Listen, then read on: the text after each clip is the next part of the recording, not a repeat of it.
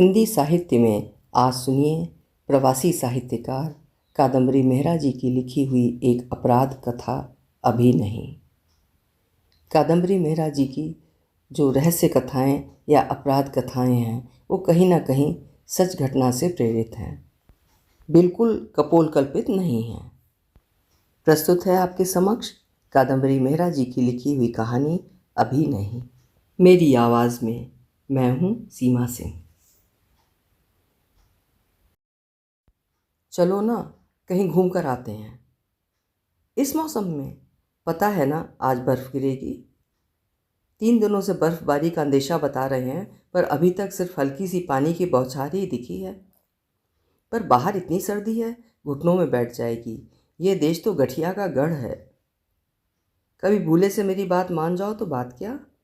अरे अभी 40 की भी नहीं हो और घुटनों का रोना सुना दिया। हम लोग तो सहारनपुर से झट शिमला पहुंच जाते थे। कितना मज़ा आता था, लड़के लड़कियां सब। यहाँ तो मोटे मोटे पैजामे कोट वगैरह भी मिल जाते हैं। वहाँ तो निरी सूती सलवार कमीज़ में लड़कियाँ गोले बनाकर खेलती थीं। छाया क्या जवाब दे। लंदन आने से पहले कभी बर्फ़ देखी नहीं थी। रीवा जैसी छोटी जगह रही थी और दिल्ली से मौलाना आज़ाद से डॉक्टर बनी थी। अश्विन कुमार सहारनपुर से था और लुधियाना से उसने भी मेडिकल की पढ़ाई की थी। छाया सभ्य और संस्कारी थी। बातें तो अश्विन ने भी बहुत बड़ी बड़ी की थीं। अपने परिवार की समृद्धि की, अपने जागीरदार दादा की सैकड़ों एकड़ ज़मीन की, अपने पिता की साहूकारी की, मगर शादी में गत की साड़ी भी न लाए। छाया अपने ही सादे संभ्रांत कपड़ों में संतोष से रहती थी। तभी अश्विन ने लंदन आने का फैसला कर लिया। एक मेडिकल जर्नल में उसने पढ़ा था कि भारतीय मूल की स्त्रियों को पुरुष डॉक्टरों को दिखाने में संकोच होता है, अतः यदि भारत से लेडी डॉक्टर आएँ तो उनको यहाँ अच्छी नौकरी मिल सकती है। पर उसने ये बात छाया को नहीं बताई। बस कह दिया कि यहाँ कोई फ्यूचर नहीं है, इसलिए इंग्लैंड जाना ठीक रहेगा। छाया अश्विन के घर के दमघोंटू वातावरण से तंग आ गई थी। झट मान गई। आते ही उसको अच्छी नौकरी मिल गई, मगर अश्विन को पहले अंग्रेजी का इम्तिहान देना पड़ा। मन ही मन वो छाया से खार खाने लगा, मगर उसका ज़मींदाराना अहम उसे रौब झाड़ने पर मजबूर किए रहता। अनेकों बार वो केवल सारा दिन के लिए लाइब्रेरी में जा बैठता था। वहीं बूढ़ों के लिए बनी सूप किचन में खा पी लेता था और छाया को बताता कि वो किसी दूर के अस्पताल में ड्यूटी पर था। छाया ने कभी अगर उसकी कमाई का जिक्र भी उठाया था तो उसे सुनना पड़ा।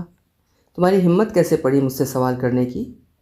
अलबत्ता छाया के अकाउंट पर उसका भी नाम था और वो जब चाहे पैसे निकाल सकता था। छाया कोई प्रतिवाद करने की स्थिति में नहीं थी। घर का सौदा सुलभ अश्विन लेकर आता था। बिल्स सभी वही देता था। घर की मोर्टगेज सबसे बड़ा खर्च था जो वही देता था। उसके बाद में सही, मगर नौकरी तो मिल ही गई थी। अस्पतालों में कभी 4 हफ्ते की तो कभी 6 महीने की। वो इंग्लैंड के गांव गांव ठाव ठाव डोलता था। उसकी अनुपस्थित में छाया के हाथ बंध जाते थे। 2 बच्चों के संग अकेली।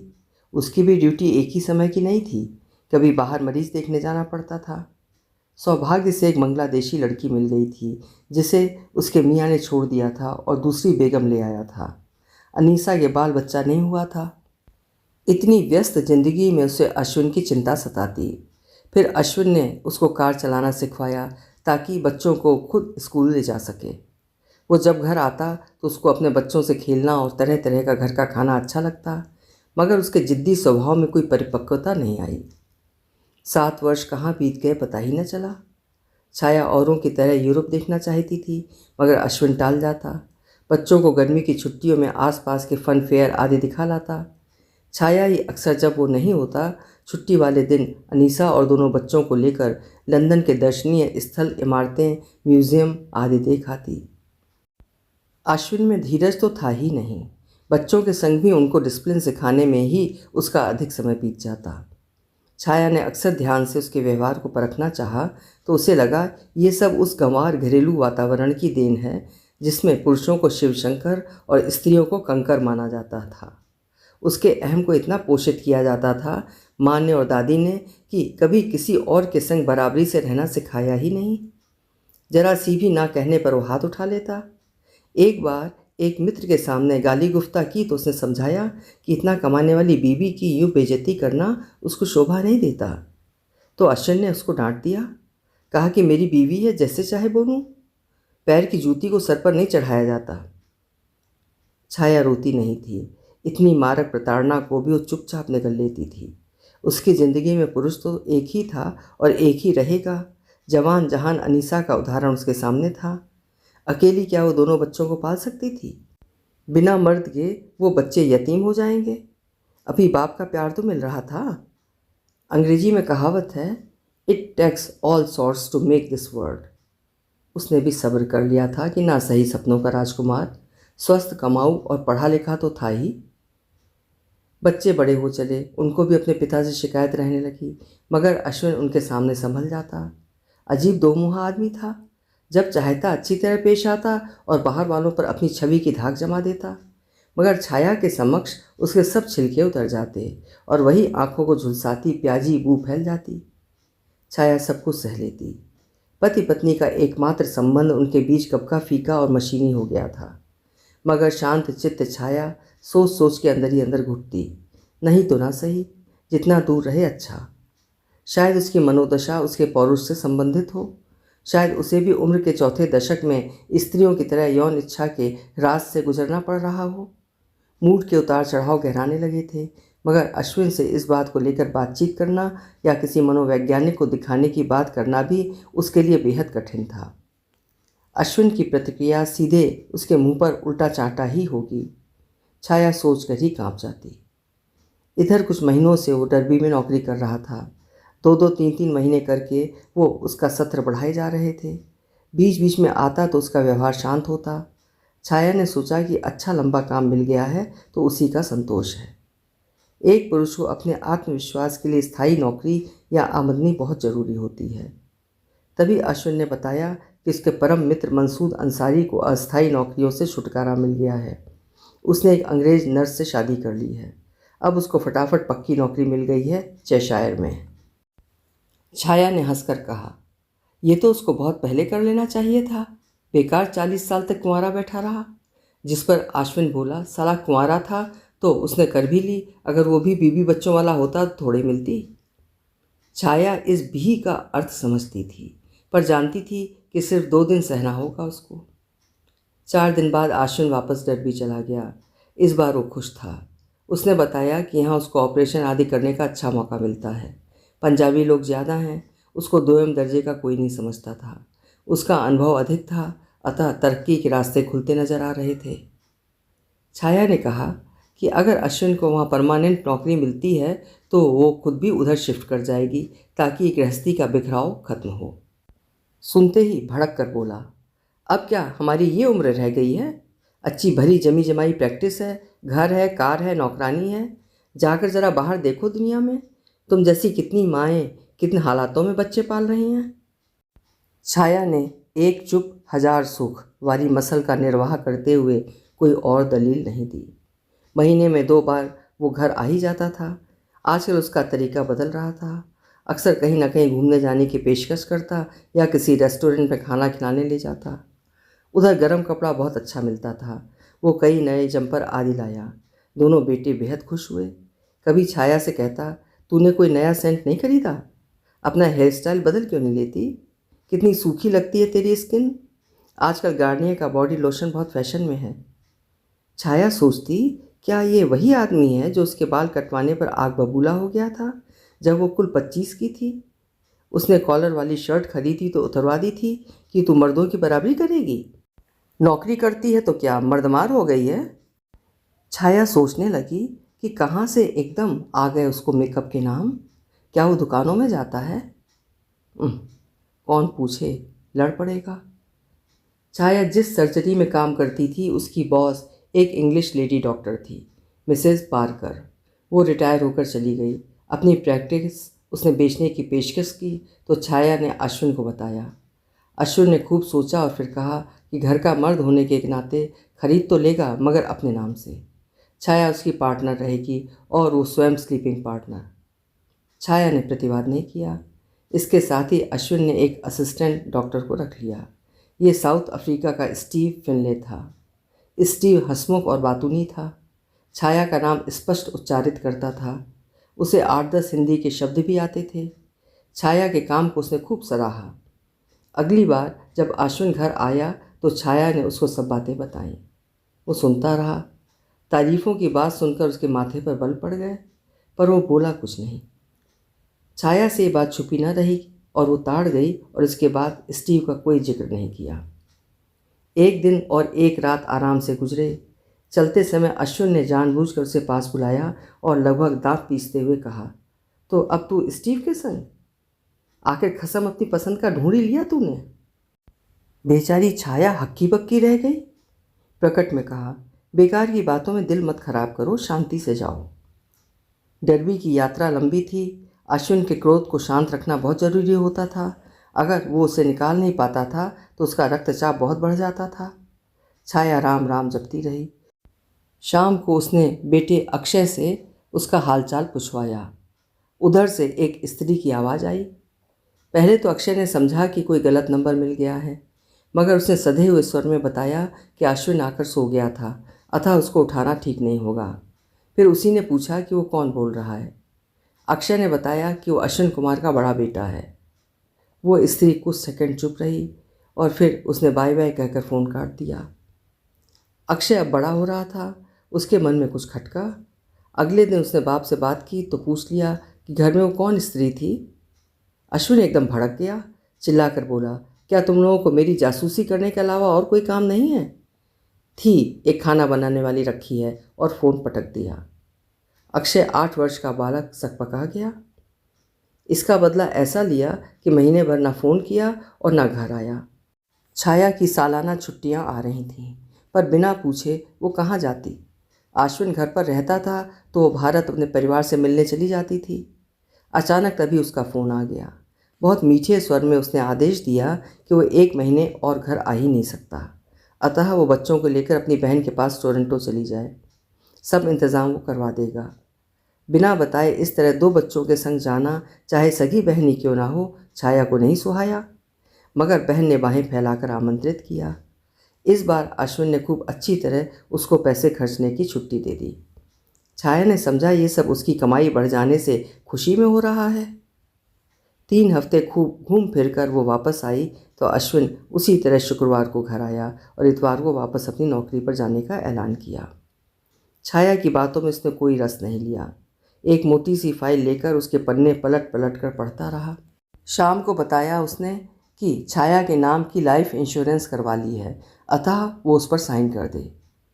छाया के लिए इस तरह एक अहम बात का निश्चय कर लेना बिना बताए कौन सी नई बात थी।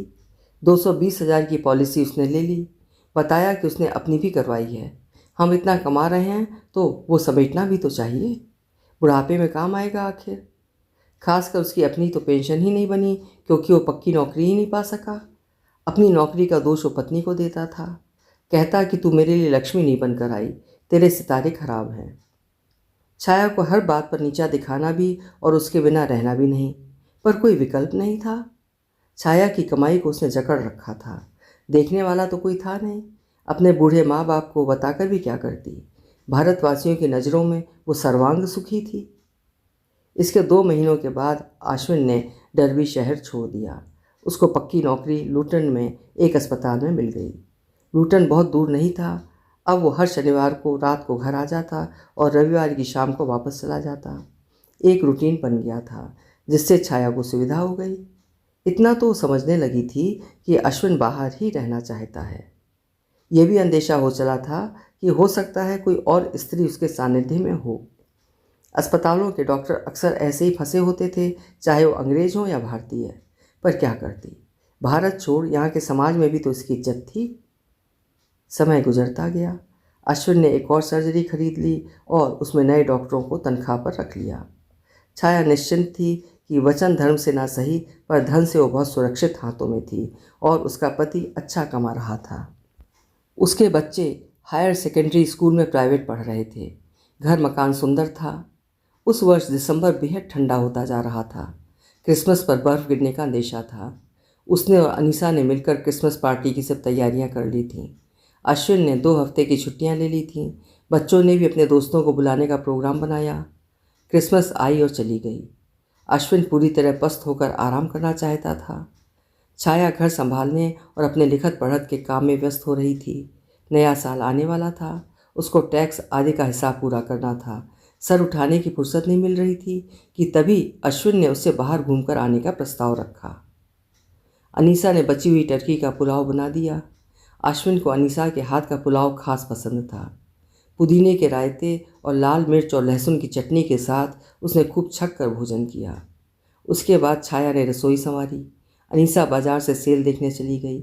अश्विन दोनों बच्चों को उनके दोस्तों के घर छोड़ने चला गया।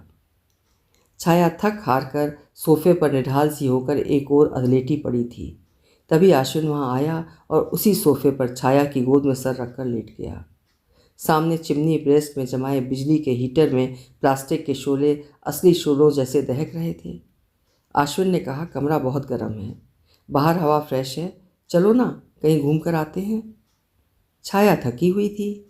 अश्विन ने उसको सहलाते हुए कहा, थोड़ी सी मार्टीनी चलेगी। छाया उठकर बोतल और गिलास लेकर आई। मार्टीनी उसको भी पसंद थी। अश्विन ने ही ड्रिंक बनाई। दोपहर का 2 या 2:30 बज रहा था। बाहर आसमान सलेटी था और बेहद ठंड थी। मार्टीनी पीकर छाया कुछ और उन्नीदी हो गई, मगर अश्विन ने उसके मुंह से ना सुनने की कसम खाई थी। वो छाया का जैकेट और जूते भी उठा लाया। दोनों कार में बैठकर पार्क की तरफ गए। अश्विन, कार धीरे चलाओ ना, मुझको नशा चढ़ गया लगता है। चलो थोड़ा रुक जाते हैं। कहते हुए उसने छाया को अंक में भरकर उसकी गर्दन पर चुंबन दिया। खूब लंबा चुंबन। छाया बहकने लगी तो उसने उसे पिछला दरवाज़ा खोलकर आमंत्रित किया। उसकी आंखों में प्यार ही प्यार था। जैकेट उतारकर छाया उससे जा लिपटी। अश्विन ने उसे पूरा उठाकर पिछली सीट पर फूलों के हार की तरह बिछा दिया। कार सड़क से उतरकर कहीं किनारे की झाड़ियों से छुपी हुई थी। सालों से छाया ने इतने मादक क्षण नहीं जिए थे। वो पूरी तरह सुरूर में लिप्त थी। उसकी आंखें खुल भी नहीं पा रही थीं। पता नहीं कितना सन्नाटा था। चिड़ियाँ मौन हो चुकी थीं। आसमान और गहरा गया था। सहसा उसे लगा अश्विन वहाँ नहीं है। एक क्षण को उसने आंखें खोली तो देखा वो कार के दरवाजे के पास था। उसके बाएं हाथ में एक काले लेबल की शीशी थी और दूसरे हाथ में एक लंबा इंजेक्शन। इसके पूर्व कि उसकी निढाल देह में कोई प्रतिक्रिया होती, अश्विन ने सुई उसकी नंगी जांघ में बेरहमी से घुसेड़ दी। दर्द की एक लहर और उसके संग एक चीख, जिसे सुनने वाला वहाँ कोई नहीं था। वो पूरी तरह बेहोश हो गई। अश्विन ने जैसे तैसे उसकी देह को पूर्ववत कपड़े पहनाए और फिर अपने कंधे के सहारे खड़ा किया। वो उसे जैसे तैसे चलाकर कुछ दूर तक ले गया। पार्क में बनी विशाल झील सामने थी। अंधेरा घना हो गया था और इक्के दुक्के बर्फ के फाये हवा में तैरने लगे थे। झील के किनारे बत्तखों की झाड़ियाँ थीं। अब तक छाया का शरीर निर्जीव हो चुका था और ठंडा पड़ने लगा था। वो अब उसको घसीट रहा था। एक बड़े से झुरमुट में उसने उसे पटक दिया। उसको लगा जैसे छाया ने आवाज़ की हो। अतः उसने जेब से चाकू निकाला और उसका गला आगे से जिभे कर दिया। खून का फव्वारा छूटा तो उसने आंखें फेर लीं और उसकी जैकेट उस पर फेंक कर वो वापस अपनी कार में आ बैठा। 2 मिनट सांस ली। अपनी कमीज उसने वहीं उतार कर फेंक दी और ट्राउज़र के ऊपर कार में पड़ा अपना कोट पहन लिया। फिर सीधे घर की राह ली। अभी अनीसा वापस नहीं आई थी। उसको अपनी सहेली के घर रुकना था उस रात। अश्विन ने बाकी कपड़े प्लास्टिक के बैगों में डाले और कार की डिक्की में रखे। चाय बनाकर पी। थोड़ा स्वस्थ होकर वो अपने बच्चों को घर ले आया। उन्होंने पूछा तो कहा, छाया अपने कज़िन के घर साउथ हॉल गई है। कल आएगी क्योंकि मौसम बहुत ख़राब है। बर्फ़ गिरने लगी थी। बच्चों के सो जाने के बाद रात के अंधेरे में वो कहीं बहुत दूर एक घनी बस्ती में गया और एक एक करके अपने पहने हुए कपड़े लोगों के डस्टबिन में फेंक दिए। अगले दिन उसके घर में सब नॉर्मल था। अनीसा काम पर वापस आ गई थी। बच्चे देर तक सोए रहे। वो अनीसा से कहकर वापस लूटन चला गया। ये भी कहा कि वो नए साल से पहले आ जाएगा और उसने अनीसा को 20 पाउंड का नोट पकड़ाते हुए कहा कि अव्वल तो छाया वापस आ जाएगी, अगर यदि ज़रूरत पड़ जाए तो वो काम आएंगे। अगली सुबह भी छाया का ना कोई फ़ोन आया, ना बच्चों ने कुछ पूछा। उधर सुबह 5 बजे पार्क का रखवाला माइक बत्तखों को दाना डालने आया। इस मौसम में बत्तखें अपने घोंसले में बैठी होती हैं। उनको दिन निकलने से पहले हाँकना पड़ता है दाने के लिए। इसलिए माइक झाड़ियों में झांक कर उनको खदेड़ता है। आज भी वो यही कर रहा था कि उसने एक स्त्री की लाश देखी। लाश एकदम साबुत थी मगर ठंड से नीली पड़ गई थी। उसने पहले ही नब्ज़ टटोली। सब शांत था औरत मर चुकी थी, मगर उसको दया आ गई और वो उसे उठाकर अपने घर ले गया। एक बिस्तर पर लिटाकर पुलिस को फ़ोन किया। उसने कोशिश की कि शायद गर्मी आने से वो जीवित हो जाए, क्योंकि सर्दी के दिनों में अक्सर उसकी बत्तखें इसी तरह गर्मी पाकर बच जाती हैं। गर्म पानी की बोतल कंबलों के अंदर रखी। तब तक पुलिस और एम्बुलेंस आ गई। माइक से सारा किस्सा सुनकर नोट्स बनाए, कई फ़ोटो खींचे और विशेष थर्मल कंबलों में लपेटकर वो लोग उसे अस्पताल ले गए। कुछ देर बाद हृदय गति जांचने वाली मशीन में हरकत होने लगी। छाया अभी मरी नहीं थी। तुरंत लंदन भर के विशेषज्ञों को इत्तला दे दी गई। गला कट जाने से उसकी हालत बेहद गंभीर थी। दरअसल रात को तापमान 0 से नीचे हो जाने के कारण खून जम गया था और रिसाव बंद हो गया था। शरीर तो ठंडा पड़ता गया, मगर मोटी जैकेट के कारण उसका धड़ ढका रहा और जो बर्फ़ गिरी वो जैकेट पर जमती गई। हालांकि उसके शरीर पर उसकी चूड़ियाँ और गले का मंगलसूत्र मौजूद था, मगर उसकी शिनाख्त का कोई और निशान नहीं मिला।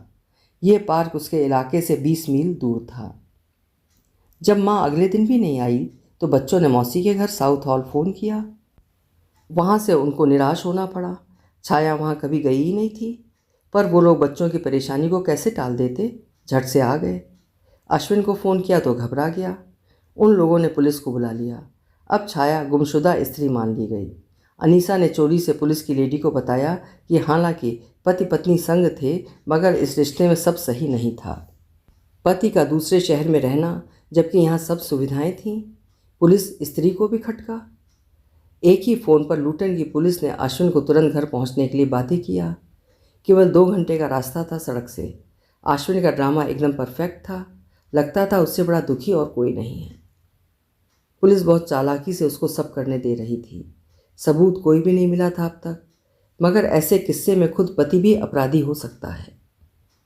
उधर पार्क के पास वाले अस्पताल में छाया बहुत धीरे धीरे अच्छी हो रही थी। गला काफ़ी गहरे तक चोट खा गया था, अतः स्वर यंत्र करीब करीब बेकार हो गया था। न उसकी पहचान थी, न उसका नाम।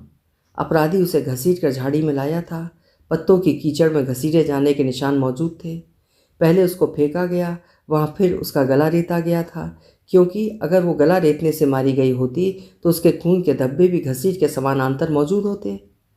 अगर गला कटे बिना वहाँ तक पहुँची तो वो अवश्य बेहोश रही होगी, या पहले ही उसको कोई जहर दिया गया होगा। विशेषज्ञ अपनी अपनी अटकलें लगा रहे थे। तब भी छाया के अवचेतन में कुछ कुछ जागृत हो रहा था। वो आंखें भी खोलने में अशक्त थी। तभी एक डॉक्टर ने अपना आदेश दिया कि खून की जांच की जाए। छाया शायद सुन पा रही थी। जब नर्स एक सुई लेकर खून निकालने उसकी ओर बढ़ी तो उसके शरीर में एक झटका सा आया और उसने आंखें खोलीं, मगर तुरंत ही बंद कर लीं। वो फिर से अचेत हो गई। नर्स डॉक्टरों को बुला लाई। इन सभी गतिविधियों में पुलिस की एक सीनियर अफसर उसके संग मौजूद होती थी। वो हर छोटी छोटी बात का लेखा रखती थी। अब फिर से छाया के शरीर की क्रियाओं के टेस्ट हुए। उसके कान अधिक सचेत हो गए थे, अतः कोशिश की गई कि उससे पूछा जाए। बहुत प्यार से पूछा गया, मगर गले में हरकत बहुत मध्यम थी। जब वो बोलने की कोशिश करती तो अस्फुट से स्वरों के अतिरिक्त कुछ पल्ले नहीं पड़ता था। अगले 2 दिनों में कई बार ये कोशिश की गई। किस्मत से एक नर्स को मौर जैसा कुछ सुनाई दिया था, या वो होंठों के हिलने से समझ गई कि वो शायद मॉर्फिन कहना चाह रही है। बस ये इशारा मिलते ही छाया की खुशकिस्मती से उसका इलाज सही दिशा में चल निकला और वो बच गई, मगर उसको पूरी तरह स्वस्थ करने में कई हफ्ते लग गए। इस दौरान उसकी कोई खबर किसी को नहीं बताई गई। अश्विन अपने बच्चों को कुछ भी बताने में असमर्थ था। अनीसा और वो सिर्फ उनको दिलासा ही देते रहे। बच्चे माँ को खोई हुई समझते रहे, जिसकी तलाश पुलिस कर रही थी। पुलिस का एक दूसरा दस्ता उस पार्क के आसपास हत्यारे की पहचान के सबूत ढूंढता फिर रहा था। करीब 1 मील दूर उनको एक खून से सनी कमीज मिली जो कीचड़ में सन गई थी। अस्पताल की खबर से मॉर्फिन का नाम सुनते ही उन लोगों ने आखिर एक खाली शीशी ढूंढी निकाली। जहाँ से वो शीशी मिली वहीं कीचड़ में छपे एक कार के पहियों के निशान भी मौजूद थे। वहीं खरपतवार के बीच एक जंग खाया इंजेक्शन भी मिला। कार वापस मोड़ी गई थी। जो दिशा उसने पकड़ी उस तरफ के सभी थानों से पूछताछ की गई, खोई हुई स्त्रियों के बारे में। छाया का गुम हो जाना पुलिस रिकॉर्ड पर ताज़ा किस्सा था ही। 2 और 2 4 जोड़ने में कोई दिक्कत नहीं हुई, मगर पुलिस मंझी हुई खिलाड़ी होती है। अभी भी उन लोगों ने अश्विन से कुछ नहीं कहा, बस चुपचाप उसकी उंगलियों के निशान ले लिए, उसके खून के सैंपल जुगाड़ किए। अश्विन खुद डॉक्टर था, किसी को जहर देकर मारने के लिए कितनी मार्फिन लगेगी इसका उसी को ज्ञान था। शीशी पर लिखी इबारत से सब साफ हो गया था। उसे शक की बिना पर हिरासत में ले लिया गया। वो भरसक झूठ बोलता रहा मगर बच नहीं सका। डर्बी में उसने एक केन्या की मुसलमान विधवा रेहाना से संबंध बना लिए। प्यार से मीठी बातों से उसे बरगला कर उसका मकान और पैसा अपने हक में कर लिया था, जबकि उसकी एक बेटी भी थी जो दुबई में रहती थी। अश्विन ने रेहाना को अपनी पहली शादी की बात नहीं बताई। जब छाया ने अपने बेटे से अश्विन को फ़ोन करवाया था तब रेहाना को पता चला। इसको लेकर दोनों में तकरार हुई, पर झूठ बोलने में माहिर अश्विन ने रेहाना को आश्वस्त किया कि वो पहली वाली से डाइवोर्स ले चुका है और उसे केवल कानून व्यवस्था के कारण बच्चों से मिलने जाना पड़ता है। उसकी पहली बीवी अपने अंग्रेज पार्टनर के संग लगी हुई थी, अतः उसे छोड़ दिया। रेहाना को आश्वस्त करने के लिए वो उसको फ्रांस घुमाने ले गया। सभी प्रसिद्ध शहर नीस, कैंस आदि दिखाने के बाद वो एक दूर गांव में कोठी में ठहरा आराम करने के लिए। वहीं उसने रेहाना को मारा और उसके टुकड़े करके उसी घर के पिछवाड़े बगीचे में दफना दिया। जुर्म साबित होने पर अश्विन ने कबूला कि उसने छाया को भी उसकी लाइफ इंश्योरेंस के पैसे के लिए मारा।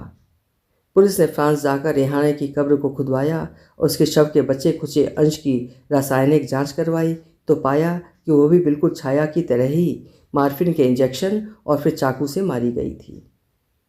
अश्विन पर 2 हत्याओं का मुकदमा चलाया गया। कोर्ट में गवाही देने छाया को लाया गया तो अश्विन की चीख निकल गई।